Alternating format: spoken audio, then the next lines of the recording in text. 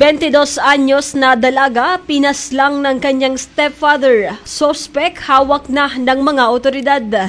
Alamin natin ang buong detalye ng balita na sa linya sa Megapo Patrol number 36, RG De Chavez. Bicol Network News Report!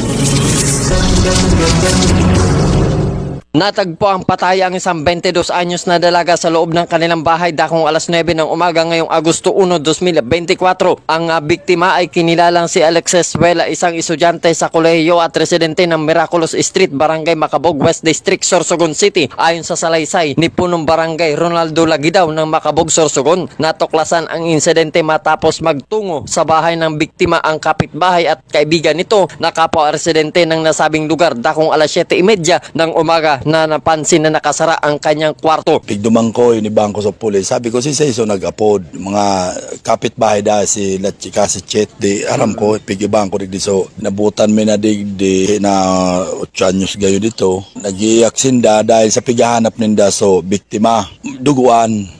Natanggal so cover kang kama, tapos kama nakita may lantop so dugo. Nakalawag niya sa storage box.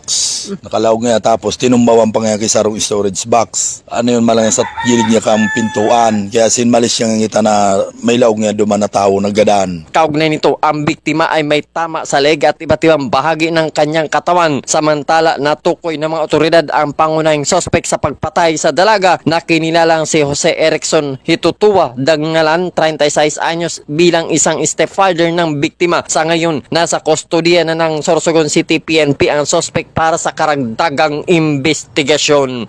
Kasama mo sa pagbabalita sa Bicol Network News, ito si Mego Patrol numero 36, RG De Chavez, tatak tunay na serbisyo.